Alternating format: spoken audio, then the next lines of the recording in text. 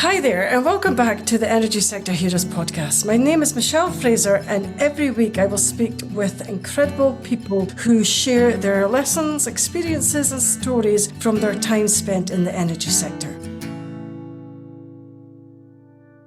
Hi there, and welcome back again to this week's episode. If you're new to the show, then please take a second to subscribe and even consider sharing the show with just one other person.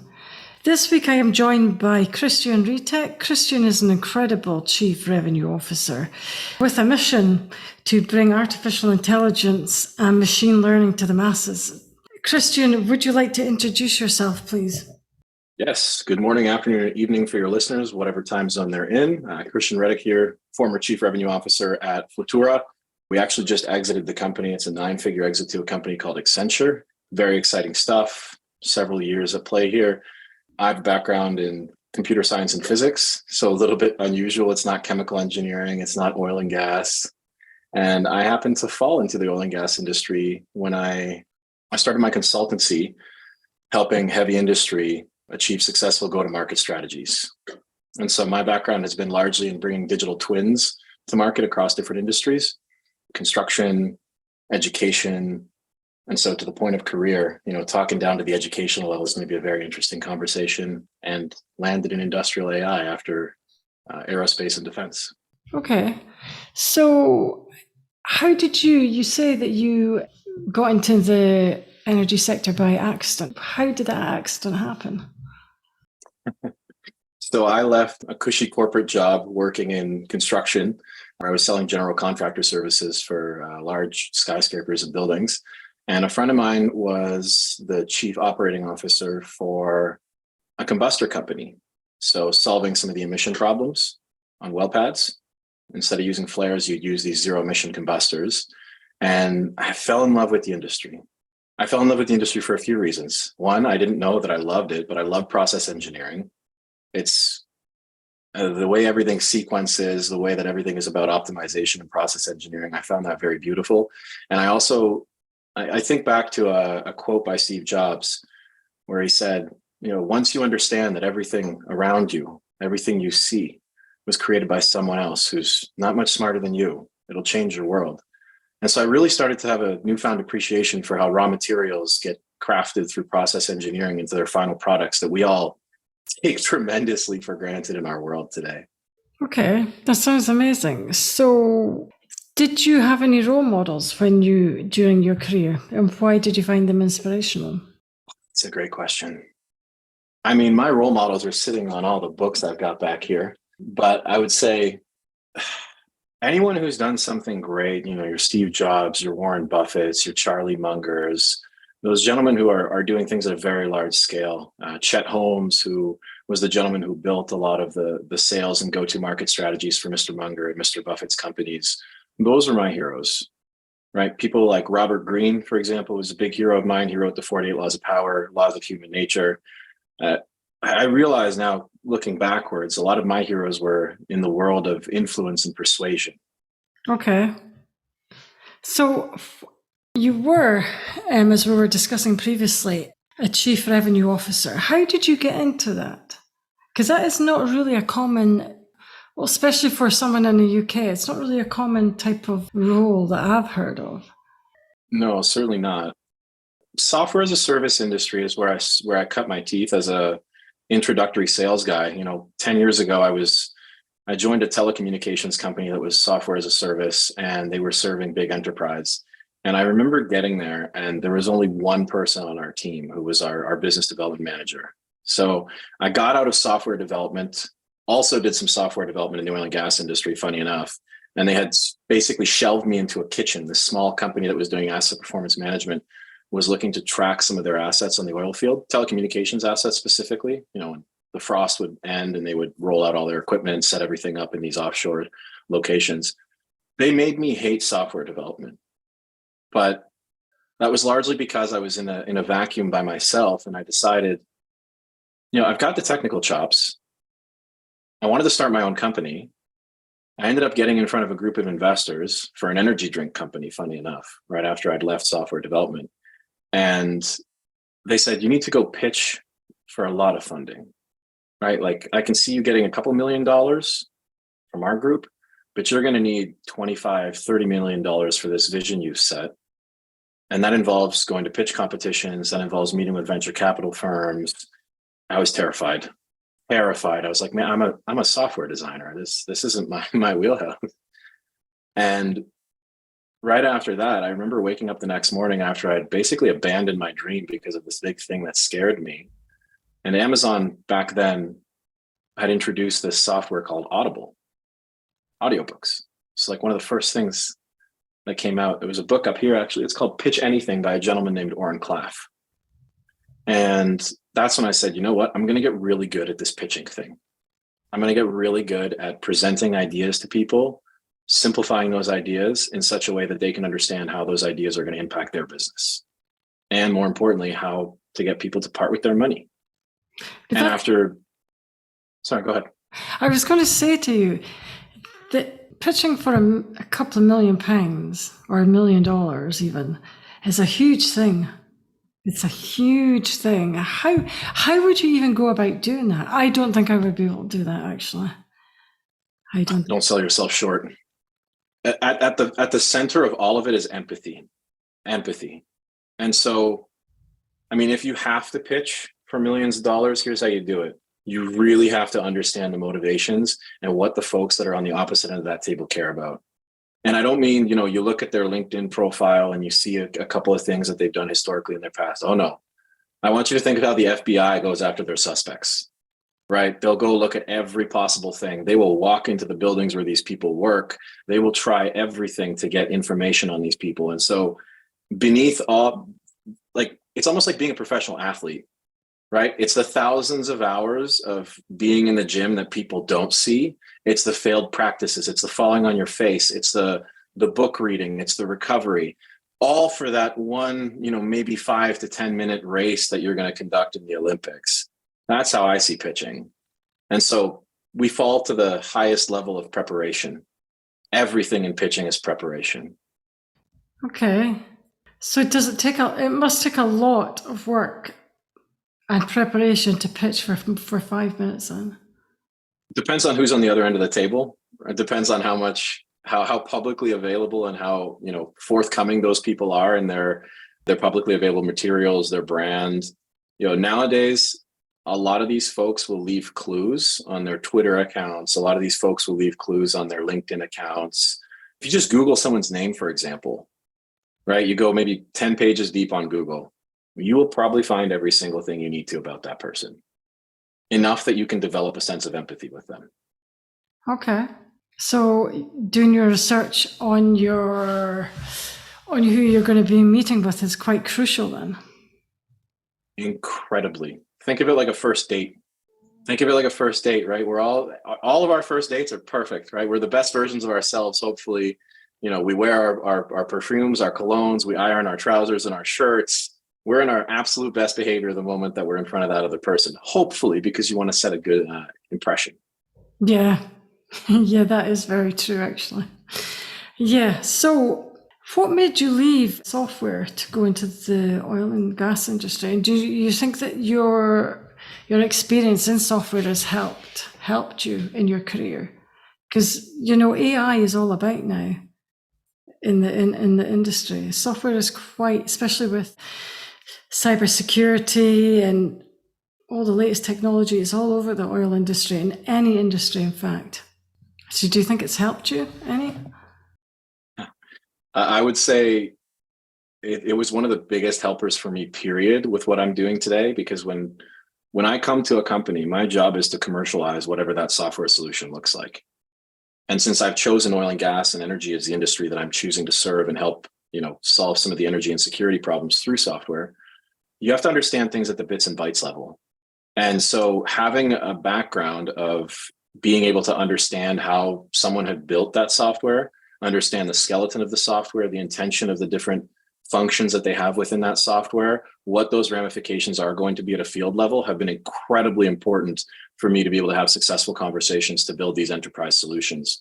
Because you're working for Total, for example, and getting a solution in front of Total, you have a couple of different paths. You either get really lucky and you take a single shot at the innovations or the digital innovations folks, the analytics folks, and they'll put you into an evaluation process.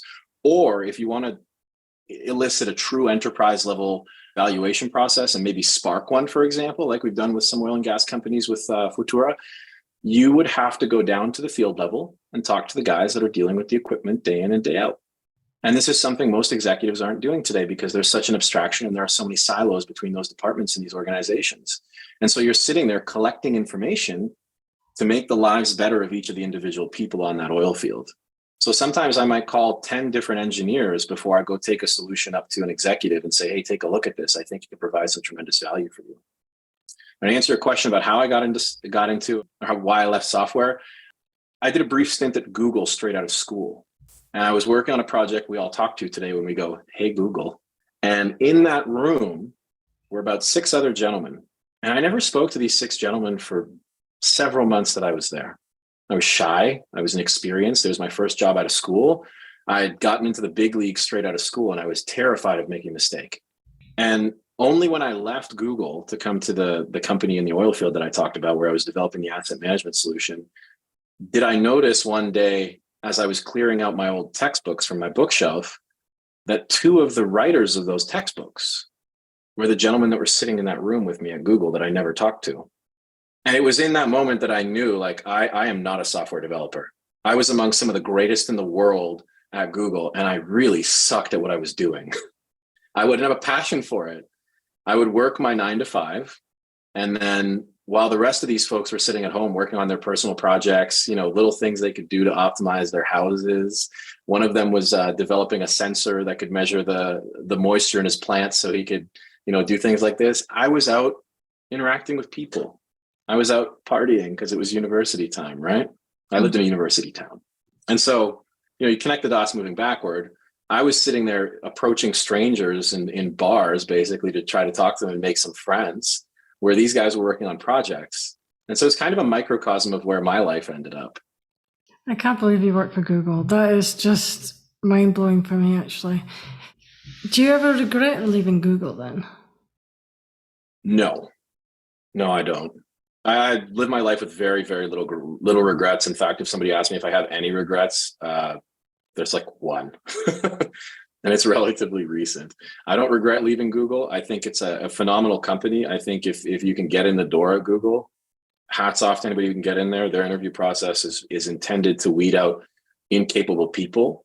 I was very, very fortunate that I could talk my way through that process, even though I was incapable. I don't think you were incapable if you were able to land a job in Google. I don't think so. Because it must be a hard process, actually. Again, guardian angel on this one. I don't often talk about this, but where most other people had like a 5 or 6 interview process, I was able to get 6 of the right people in the room and have a 1-hour interview with them. And because I controlled the flow of information in an interview, this is something we talk about a lot in sales, is controlling the flow of the conversation, right? And you understand this as a podcaster. The person who's asking the questions is the person that is in a position of power in the conversation. And so for new graduates, right, if we're trying to offer some advice to folks that are just starting their careers, one of the best things you can do to shine miles above all of your competition when you're going to apply for new roles is control the flow of the conversation. And it's often a scary thing to do. And hiring managers do not expect this. They expect you to get in line like a good little sheep and go through the process. But if you're able to flip the script on them respectfully, of course, you're not doing anything manipulatory here. You're trying to help them and serve them. If you are the one asking the majority of questions and you're essentially qualifying the company, you automatically get put into a higher status position in that conversation, which will elevate you miles above all of the other candidates because it demonstrates a tremendous amount of EQ. Okay, so how would you go about controlling the information that you give then? How do you mean by that? Well, so I'll give you an example. You walk into an interview, usually they start asking you questions, right? Yeah. Tell me about yourself. Hey, I'm happy to tell you about myself. Before I do, would you mind if I asked a few questions of my own just to make sure that we're a good fit for each other? I don't want to waste any of your time. This is what I'm looking for. I'd never do that. I have never. And then you turn And then you turn it, here's what happens. This is what I'm looking for in a position. This is what I'm looking for my future. I'm going to put my very best into whatever company I work for. I hope that would be you folks, but we'll only find out after this conversation. Would you mind if I asked a few questions myself before we got started? Okay. I But guarantee you that has not happened to 99.9% of the hiring managers. But I will also tell you, I haven't had a job interview in 10 years. I haven't wow. needed to. Wow. That takes some, yeah, that would take a lot of bravery to do that, though. But a new graduate would. We get one shot at life, one shot. And if you do it right once is enough. But I find a lot of people are in one of the most disempowering positions in life right out the gate when they graduate. And that position is a position of waiting, Okay. waiting for them to call me back, waiting for them to look at my resume, waiting. The more proactive you are, the more you will stand miles above everybody else who is applying for those jobs. No, I do agree with that. I think if you're applying, if you're a new graduate and you're applying for one job, even if you think it's your dream company, I think you should keep applying.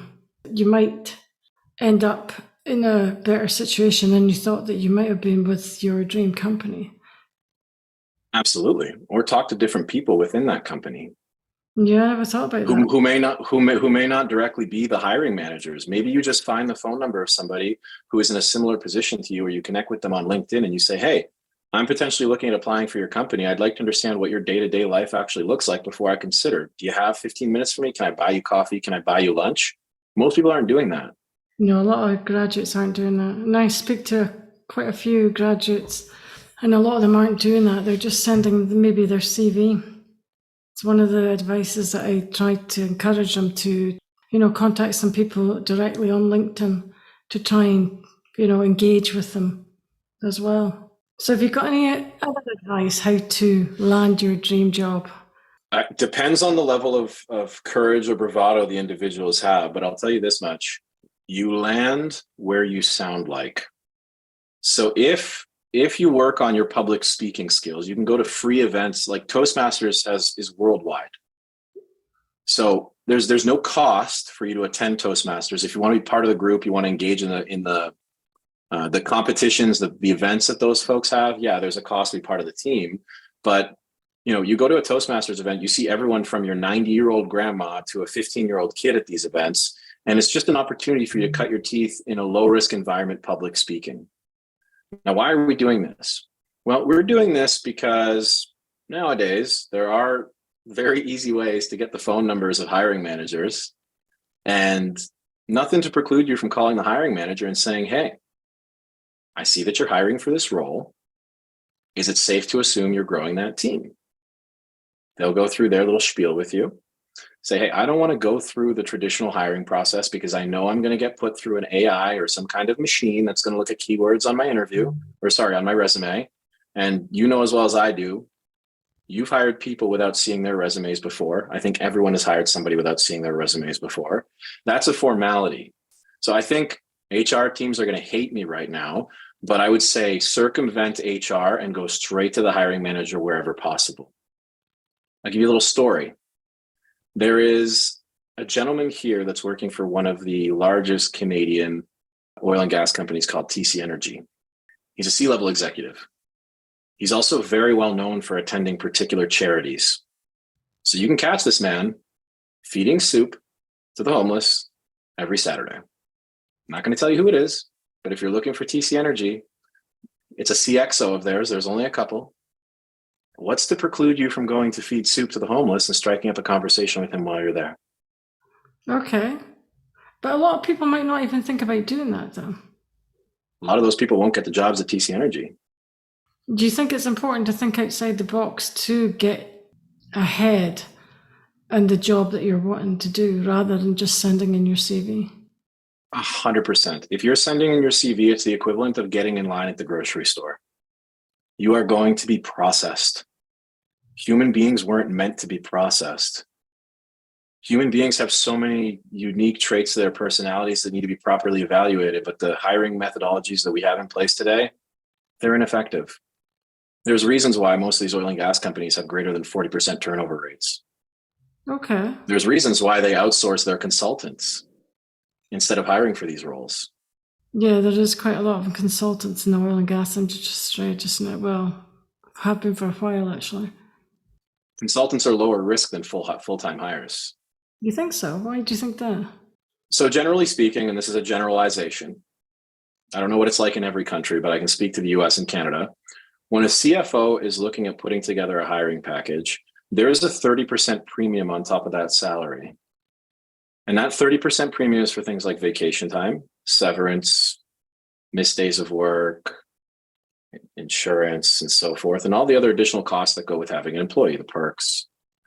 And so why would I take on that additional 30% risk when I can get a consultant who's expected to show up and throw up immediately and have the expertise, doesn't necessarily require a ramp up time because it's their responsibility to ramp themselves up, and they're expected to produce? I mean, this is just good economics. And that 30% number is something most people don't even know exists. That's your employment premium. Yeah, no, I think a lot of people don't know that the 30% exists now. But I do agree with you that contractors are meant to be hired to perform right away. I would think so. Much harder to be a contractor than it is to be an employee. And I think this is a tricky conversation because I don't necessarily want to alienate or polarize anybody, but I will say this much. The future of work is a combination of two things. It's proof and play. And what do I mean by that? If your resume doesn't have articles of proof, things that you've done, tangible, demonstrable results, just has tasks, you're moving to the bottom of the pile. The resumes that are going to shine are the ones that say, I was able to generate this much of a percent improvement on this particular process. One of the best things I ever did before I got into what I do today was every role I would have, because my first few sales jobs were employed. Right now, people come to me and they say, hey, I need your help doing this thing. I tracked my performance like a mad scientist. Every day, I would know how much better I performed or worse I performed than the previous day. Even if it's just how quickly did you get this done versus what management expected. So when management says, hey, I want this thing done, your next question is, when do you want it done by? Management says, I want it done by this time. You write that down, that's your 100. Your goal is to beat that number every time. Start treating everything as an article of proof. Start treating it like you're building a character in a video game. And that character has attributes. And you may work 10% or 15% faster or better than your peers. That's a tangible, demonstrable result. That's how you tell stories when they ask you questions on interviews. Measurement. So how do you highlight your measurable achievements then, even just on your CV? Because it is really hard. Because a lot of the CVs, it's really hard. It'd be hard to write out a CV because a lot of the CVs are just standard. How do you make your CV stand out? And how do you make yourself stand out? I take the path less traveled, obviously. If everyone's going left, I'll go right. And so if everyone's lining up with HR, I go right to the hiring manager. That's one tactic we talked about. I will try to find the person who is responsible for building that department, who's the ultimate leadership, who's going to look at each of their employees' productivity. I will map out that particular department. So if I'm targeting a CIO, for example, I'm going to see how many other people on LinkedIn are being managed by that CIO. I think a LinkedIn Navigator license is 120 Canadian, so maybe like $100 USD, maybe like 80 to 90 euro, I think. And if you use Navigator, you can go into Navigator and type in the name of a company, and you can start to develop an idea of what the hierarchy looks like. Already, if you know these 5 people are under the CIO, those 5 people are 5 people I recommend you have a conversation with, and you ask them, hey, here's the trick. I'm giving away one of my like magic bullets here. The word arranging, because it's not a dishonest word. Let me explain. Yeah. Hi, so-and-so. I'm arranging an interview with so-and-so people for this particular role. I was hoping that in advance of my interview, I could talk to you since it's possible that one day we might be on the same team. They'll meet with you. Okay. And you're not being dishonest because you are arranging that interview. You just haven't succeeded yet. So that's one. Two, how do you make your CV stand out? My CV has literally, well, I haven't had one in a while, but now I'm a consultant. So it's all, this is what I've done. This is what I've done for this previous client. Here are the efficiencies. Here's the dollar values associated with them. There is not a single task on my resume. If there's a task on your resume, like I'm responsible for customer service, so is the chatbot. What makes you different than the chatbot when you say I'm responsible for customer service? Okay. Versus led customer service team, reduced churn by 10%. Now, in order for you to understand what churn is, you've got to ask the question first, what is churn, which is people leaving in software. It's people leaving, software subscribers leaving, which means the day that you get into that role, you start asking, what are the baseline metrics that are important for this role? How am I being measured in success in this role, specifically, tangibly? And this is often where people get caught up on promotions, is that they're sitting there trying to understand what more tasks they can do in order to get a promotion. You should be asking, what baseline metrics can I improve for the business in order to get a promotion? Because that way, when you go to leadership and you're like, hey, I want a promotion, they're going, well, why should we give you a promotion? You're saying, well, I reduced your churn by 20%, which at an average customer value of 5,000, which you told me several months ago, is this much money in reduction. I saved you guys this much money. I'm only asking for a small 5% cut of that in a promotion so I can continue to deliver for you the same results and better next year. Okay. So when you go to ask for a promotion, you need to show clear, concise results that you've achieved for the company then. Absolutely. Unless you have a competitive advantage in, maybe your leadership really likes you. Maybe you guys are friends outside of work and you're a shoo-in for the position. Everything in life is probabilities. I can't guarantee you that you're going to get a promotion when, he's playing golf and going to have dinner with the family and you're not. That's a tough game. That is tough. And do you think that getting promotion through being friends with the boss is much better than through your own achievements? That is a very good question. I'm back to Shakespeare on this one. There is no good or bad, only thinking makes it so. I think if you want to hedge your bets, this has been my philosophy. If you want to hedge your bets, it's really hard to argue with numbers. But this is the sales leader in me coming out. Everything in sales is about numbers. We're held to a number every day. We're the only ones that are asked to perform and deliver numbers, right? So if you want to err on the side of like maximizing the probability that you'll get that promotion, or even better, going to a different company and moving up the chain instead, because that's one of the fastest ways you can grow your career, hands down. Leave the company you're at, go to a new company, demonstrate the results for the previous company, improve upon them. You will go up and up and up and up. Sticking at the same company, I mean, the general promotions most folks can look at, especially today, inflation is, we're not going to get into how all these governments are calculating it and fudging the numbers, but let's assume using the S&P 500 in North America, a general growth of a company is around 9%. If you're beating a 9% growth year over year, you're beating the market, so to speak. But then why are we giving people between one in some cases? I've seen a 1% to 5% raise every year if you stay at the same company. That's absurd. So your company's growing at 9% plus, but your employees are being compensated at a growth of 1% to 5%. And inflation's even higher than this. There has never been a time where it's been more advantageous to be a mercenary when it comes to your career than today. No one is going to look out for you. You've got to look out for yourself. And that's why these numbers are things no one can take away from you. Now, if your boss who you're playing golf with happens to go somewhere else, happens to be terminated, happens to switch departments, then what? Well, a lot of people might think that they're hoping that the said boss might take them with them. History is littered with people who saw hope as a prerequisite to failure. Hope is not a strategy. Hope has never been a strategy. So what would your advice be? Do you think it's do you think it's easier to be promoted within the same company or to go outside a company and maybe change jobs? I can only speak to my experience. Every time that I would hit a particular, you know the whole idea, go out on top? Yeah.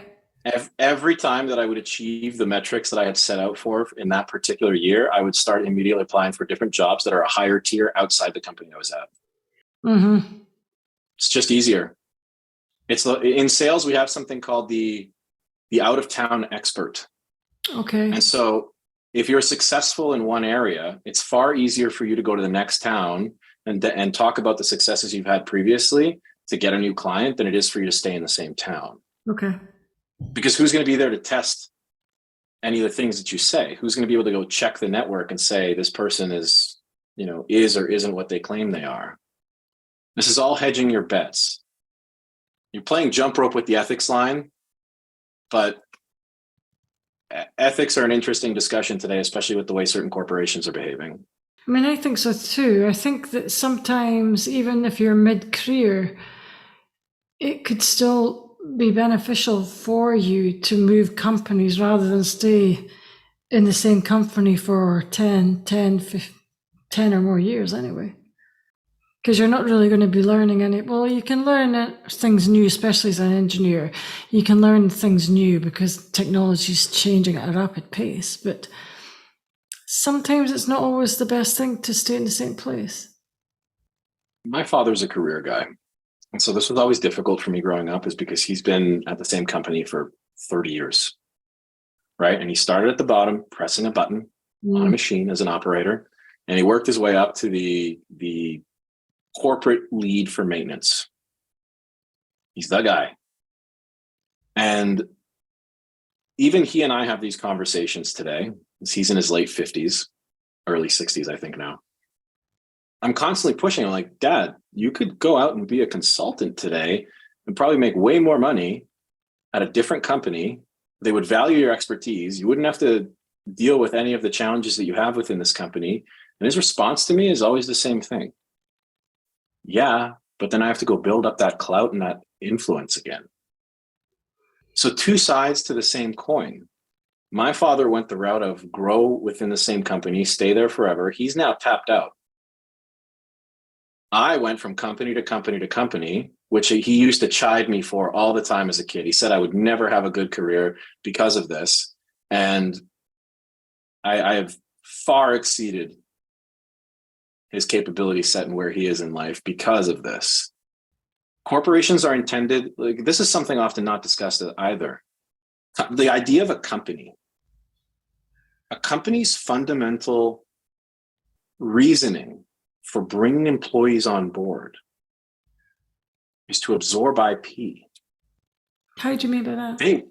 They want what you have in your mind. And the moment they have what you have in your mind, they can scale that to the rest of the organization. And you're no longer necessary once they've extracted that IP from you. That is why they are paying you. And now with the introduction of AI into this game, AI is basically absorbing IP left, right, and center all across the internet. And so I don't know what the corporate and the company-based playbook is going to look like moving forward. But if I have an automaton that can do what you can do, and it costs me significantly less, why wouldn't I? Yeah, but there's, and the second of saying that, there is a lot of people that can say that they can do the same as what maybe someone else is doing, but they maybe only think that they can, and they might only be able to achieve 50% of what you can do. And that's back to the game of probabilities, right? Life is all about probabilities and trust. So, I mean, the number one hack that anybody listening to this can implement in their lives in order to significantly bolster their career: become a student of influence. All relationships in this life are built on trust. And so if you can develop trust with people quickly and effectively, by the way, it's assumed as I'm speaking about this that you will deliver on the things that you're building trust about. Let's make that clear. I'm not suggesting everybody go out and be a narcissistic sociopath by any stretch of the imagination. I'm suggesting you go give value and service to your clients, to your company, to your peers, to your team members, and so forth. So with that being said, if you learn influence, even just read How to Win Friends and Influence People by Dale Carnegie, which is the most basic book that you start with when you start to learn influence. You'll be miles ahead of everyone else. Miles, because they're not doing this. They went through school and they went through a system that is intended still to this day. Let me step back. I sold a digital twin software to the United States Department of Education a few years back. And the purpose of this digital twin software was to monitor curriculum, assessment, and instruction at the same time. So here's what we're learning. Here's how we're assessing. Here's the specific teacher or educator that's educating this way to achieve competency towards that curriculum using this assessment. And so the education system is fundamentally designed to create good factory workers. However, when you get out of school, the playbook is no longer the good factory worker. We can no longer take care of our families with just one person working in a factory. There's such a huge disconnect between the education system and what true employment actually looks like. Now, if somebody had gone in there, maybe their career counselor, and said, hey, your grades matter, your extracurriculars matter, these organizations will evaluate you against your peers based on how you perform here, I think we'd have a very different education system today. And furthermore, to the point of oil and gas, there's a reason why there are subsidies provided to schools that graduate a certain amount of white collar workers instead of blue collar workers. Why is that? Why is it that we have a dearth of blue collar talent in our world today? Forgive me. Why is it that we have a dearth of blue collar talent in our world today and we have way too many white collar employees and producers? It's because the education system is designed currently and compensated to pump out white collar workers. And so we're all competing for the same jobs. My prediction is blue collar is going to be very, very well compensated in the next 5 to 10 years once the hiring pool is full.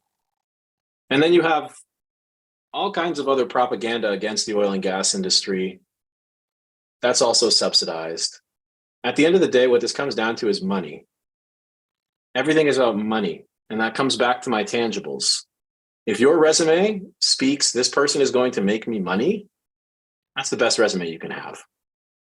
Even if you just go by reputation and you don't really have an excellent CV, I think your reputation about how you can maybe turn projects around, make the company money, save the company money, you're still going to be quids in. You're still going to get hired over everybody else. And maybe at a senior position as well. But it's just getting future work is proof. Yeah, but it's just getting that experience and defining how you can distinguish yourself from other people. Let's go full circle on this. So back to the point about like courage. Yeah. Typically, you know who's courageous? People that have already done something. And so if you learn how to put on courage, we all have to, well, to some extent, we've all done something where we faked it until we made it. Something in our lives.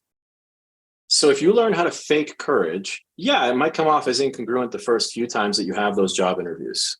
Mm-hmm. But the third time, you're going to get better. The fourth time, you're going to get better. The fifth time, you're going to get a job because that other person is going to look at you and say, this person exudes value. I'm not sure how, but this person is going to bring us value. I can feel it. There is still an element of feeling in the interview process. There are people who still hire within 30 minutes of meeting somebody. There is some people that still hire without even meeting that person. They just say, yeah, see your CV, just hire them right away without even interviewing them. That has to be commendable, so if you get to that point in your career. The real self is, I have a belief, the real self is always shining through. And so whether or not you necessarily have the capability set to serve a particular role, I would say for those people that are seeing these roles and they're asking for like a tremendous amount of work experience, dollars to donuts, if you call the hiring manager, they won't ask. If you're communicating in a way that's high value, if you're communicating in a way that's influential, if you're communicating in a way that understands the emotional quotient, right? Emotional intelligence is so important, especially today when, to your point, a lot of CVs are just getting put through systems that are looking for keywords, that are looking for a couple of things. If the people listening to this could take one piece of advice, treat the HR department like an obstacle, like a gate meant to keep out the people who are not proactive, who lack the emotional intelligence, because that's what it's there for. Go straight to the hiring manager. It's so easy to find today. And I'm not going to ask any more questions. I'm going to leave it there, actually, because that is nearly an hour. Well, that's all the questions I have today. I would like to thank Christian for your time. That brings us to the end of another episode. Thanks for listening, and see you next week. Thank you, Michelle. I hope you got some value out of this. That brings us to the end of another episode. Thanks for listening. If you enjoyed the show, I'd like to gently encourage you to leave a 5-star rating wherever you listen to podcasts and share the show with another person. You can also follow me on LinkedIn or via my website, www.michellefraserconsultancy.com. Thanks again for listening, and see you next week.